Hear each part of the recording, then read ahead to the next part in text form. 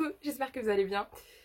Aujourd'hui, on va parler d'un livre que j'ai lu très récemment, que j'ai d'ailleurs fini hier. Il s'agit de Autobiography de Christina Loren. En anglais, il est aux éditions Simon & Schuster. Je crois qu'en français, il est aux éditions Hachette. Et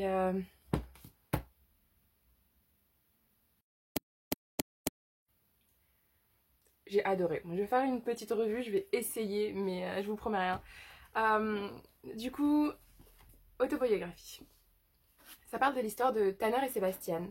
Tanner est un jeune bisexuel dans une famille très LGBT ouverte et il a déménagé il y a quelque temps dans l'état de Utah aux États-Unis, qui est un état très connu parce qu'il y a les Mormons. Il y a une communauté très importante de Mormons qui font partie de The Last Day Church, LDS. Et c'est une branche du christianisme qui est assez stricte et assez sévère sur certains points.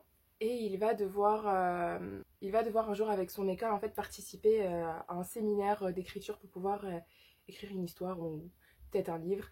Euh, et la célébrité de l'année dernière, un qui avait participé au séminaire l'année précédente, a fini avec un livre qui va être publié. Donc il va les aider, il va les coacher et Tanner en fait tombe amoureux de cet homme-là, de ce jeune homme-là. Et il s'agit de Sébastien qui est un mormon, qui est en fait le fils d'une figure très importante de la communauté.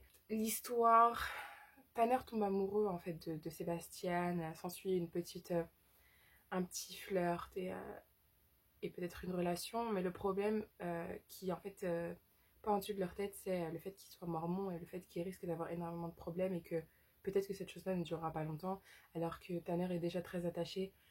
Donc voilà, c'est une histoire, pendant que Tanner essaie d'écrire son histoire, d'écrire son livre, il va tomber amoureux de Sébastien, ils vont se rapprocher et on ne sait pas en fait comment ça va finir à cause justement de l'aspect religieux. Je vais pas vous spoiler la fin, je vous laisse le lire. Il est vraiment très très facile à lire. Du coup, moi, ce qui s'est passé, c'est que j'ai lu euh, trois quarts du livre en audiobook parce que je travaillais. Du coup, pendant que je travaillais, j'écoutais le livre.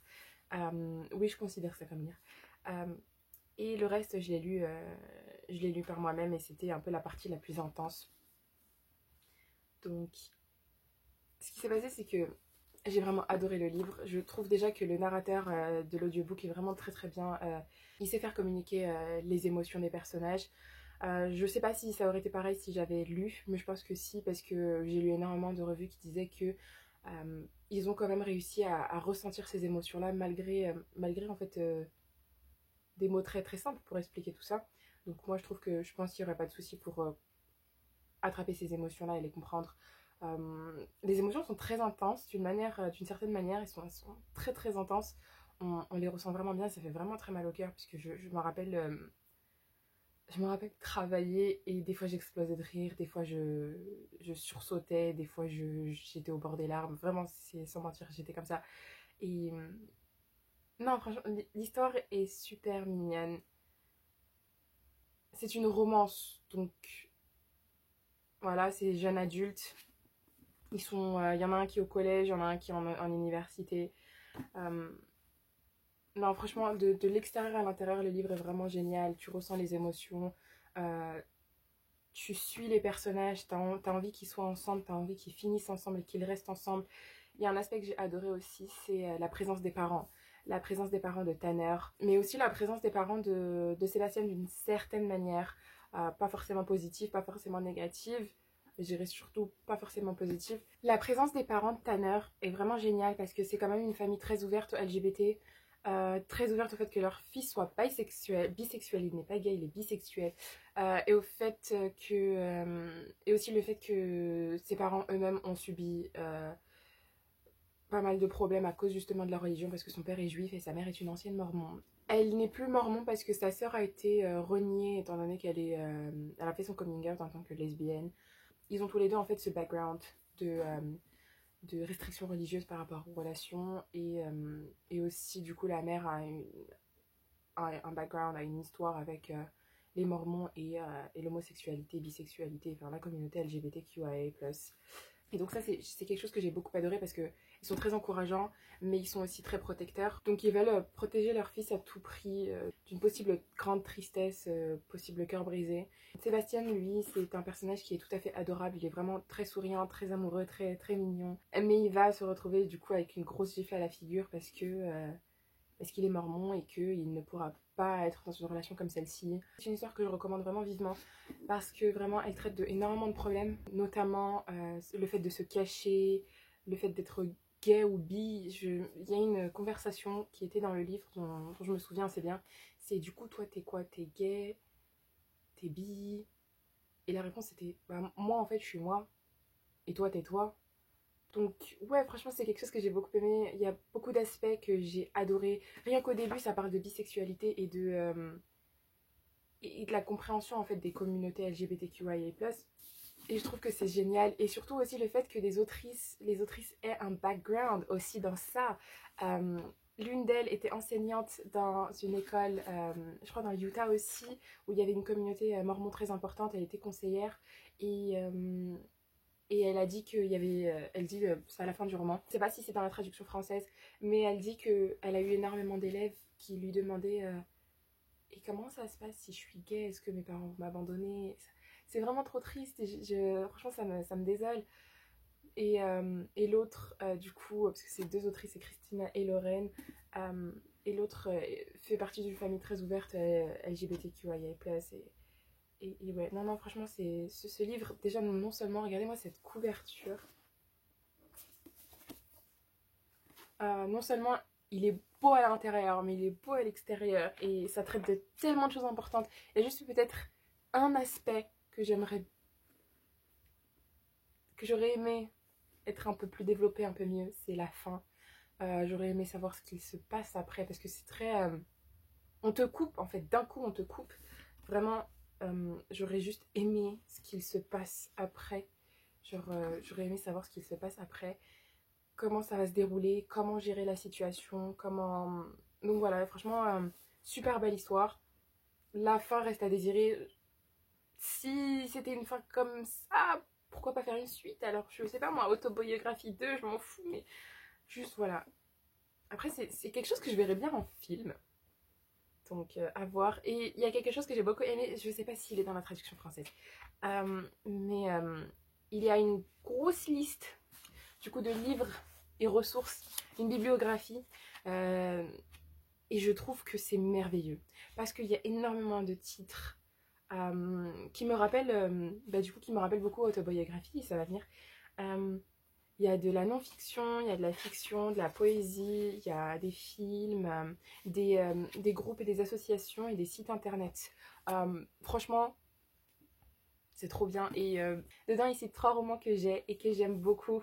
Enfin, pas que seulement 3, il y en a beaucoup plus que 3 que j'ai. Avec des titres qui sont très similaires à celui-ci, notamment Love Simon, Moi Simon 16 ans Homo sapiens en français, Simon versus the Homo sapiens agenda en anglais, c'est de Becky Albertalli. J'en ai déjà parlé dans une vidéo où je dessinais. Euh, donc c'est l'histoire en fait de Simon qui a rencontré quelqu'un en fait via le site de l'école où ils discutent du fait qu'en fait ils sont gays, ils sont incompris et en fait c'est par mail et en fait ils sont anonymes. Et un jour ce qui se passe c'est que Simon est parti sur un ordinateur de l'école, s'est connecté, envoyé des mails, il ne s'est pas déconnecté. Donc non seulement la personne savait que c'était lui qui était connecté, et donc il avait son pseudo, son adresse mail, son histoire du fait qu'il était gay, et cette personne-là est un jerk de l'école, donc il s'est servi de tout ça pour le blackmail et lui dire eh ben je ne révèle pas ton secret si tu m'aides à sortir avec ta meilleure amie. Vous voyez ce que je pense de ça? Ouais, et donc en fait c'est l'histoire de Simon. Il dialoguait avec Blue, et donc voilà, c'est l'histoire de Simon et Blue et ses amis. Et histoire super mignonne, où d'ailleurs les parents sont très impliqués, sont là. Donc quand il a fait son coming out, ses parents étaient très compréhensifs, ils l'ont accepté, ils l'ont... Voilà, et il y a une très grande présence des parents. Et j'ai beaucoup aimé ça, j'adore cet aspect-là, en fait, des parents qui sont là, des parents qui aident leurs enfants, qui les rassurent, et c'est ce dont beaucoup de personnes ont besoin, de parents qui acceptent. En autre titre, on a, celui-ci aussi me rappelle énormément autobiographie. Il est un peu plus, ce livre-là est beaucoup plus poétique, un peu plus lourd, beaucoup plus poétique. La fin est pas si abrupte que ça. C'est Aristote et Dante découvrent les secrets de l'univers de Benjamin Alire Saez. Superbe histoire, c'est l'histoire d'Aristote et Dante en fait qui deviennent amis parce qu'ils ont tous les deux des prénoms assez originaux. Et donc en fait l'espace je crois d'un été ou je sais plus, ils tombent amoureux et c'était quand même c'était dans le passé, hein, c'était pas maintenant. Et donc c'est leur histoire et comment ils se découvrent et comment ils découvrent le fait qu'ils sont gays et comment ils vont gérer la situation. Donc voilà, franchement super bonne histoire et aussi implication importante des parents parce que c'est les parents qui ont fait le coming out. Ensuite on a Boy Meets Boy de David Levitan. Je vais pas vous mentir, j'ai lu cette histoire il y a 5 ans, il y a 4 ans. Je me souviens pas vraiment de l'histoire, mais je me souviens du fait que j'ai vraiment adoré, c'est super court. Je me suis fait énormément d'amis grâce à ce livre-là et c'est un livre très important. J'aime beaucoup David Levitan, j'adore sa plume. Donc franchement, je suis sûre et certaine que le livre est bien. Donc je recommande aussi celui-ci. Donc c'est aussi des jeunes adolescents qui sont gays et qui gèrent la société. Donc voilà. Ensuite, on a, pour finir, on a What If It's Us de Becky Albertalli et Adam Silvera. Donc c'est coécrit entre ces deux auteurs, donc les auteurs de Tu ne m'as laissé que notre histoire et ils meurent tous les deux à la fin, donc Adam Silvera et Becky Albertalli qui a écrit Léa contre-courant et Moi Simon Cézanne Homo Sapiens. En français, What If It's Us, c'est Pourquoi pas nous. Ouais. Et c'est une histoire vraiment super mignonne entre deux adolescents qui se rencontrent à New York et qui vont tomber amoureux. Et voilà. Point commun avec autobiographie, c'est la fin abrupte. La fin très très... Donc voilà. Très bon livre, cela étant dit. J'espère une suite. Par exemple, Aristote et Dante découvrent les secrets de l'univers. Normalement, il devrait y avoir une suite qui s'appelle Another Summers. Toujours rien, et ça a été annoncé en 2017, 2016, 2017, toujours rien. Et aussi un film qui a été apparemment terminé, je sais pas s'il a été monté, et sans que ça c'était en 2018-2019, et il n'y a toujours rien. Donc franchement, Benjamin Alire Saez et ses promesses, ça fait un peu mal. Cela étant dit, le livre est déjà suffisant par lui-même, mais si tu nous promets une suite, donne-la nous, et si tu nous promets un film, sors-le. En plus, le casting est vraiment merveilleux. Il y a la sœur de Betty dans Ugly Betty. Il faut vraiment... Mais... Pourquoi pas nous, superbe histoire. Vous pouvez voir tous les moments où j'ai été très émotive. Il y a beaucoup de culture. J'ai beaucoup de culture pop que j'ai adoré et franchement, super bon livre. Donc, si vous avez adoré, si vous avez aimé Autobiographie ou si vous ne l'avez pas encore lu, je vous le conseille vivement. Surtout qu'il n'y a pas de scène crue, il n'y a rien. C'est vraiment très mignon, très bien écrit. Ça parle d'énormément d'aspects importants et franchement je recommande complètement. Ça se lit très très vite malgré le fait, bon il y a quoi, il y a 400 pages, ça se lit très très vite. Et donc si vous l'avez déjà lu et que vous l'avez aimé, je vous recommande vivement ces 4-là. Il y en a tellement d'autres à la fin du livre, il y a tellement de recommandations qui en valent tout autant le coup. Mais voilà, donc pourquoi pas nous, Moi Simon 16 ans, Homo Sapiens, Boy Meets Boy. Je trouve que même si vous ne l'avez pas en français, je ne me sens pas qu'il est traduit en français. Mais il se lit très très facilement en anglais. Les mots sont très simples et c'est super court. Il y a quoi? Il y a même pas 200 pages. Et après, Aristote et Dante découvrent les secrets de l'univers qui est en français et qui se lit tout aussi vite malgré le fait qu'il y ait 360 pages. Donc on dirait... Pardon? Donc oui, en fait, autobiographie est plus épais que... Ok, merveilleux. Mais donc 360 pages qui se lisent vraiment très très vite. J'ai lu ça dans les transports en commun en une journée, donc pour vous dire. Donc voilà. Mais pour vous dire, par exemple, j'ai tellement adoré cette couverture, mais vraiment le point commun, c'est couverture, j'adore. J'ai tellement adoré la couverture que j'en ai fait une peinture. C'est moi. Donc,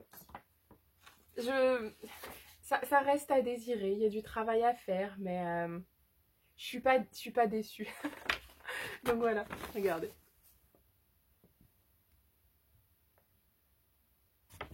Voilà, du coup, j'espère que cette revue vous aura plu et que ça vous aura incité ou encouragé à lire le livre.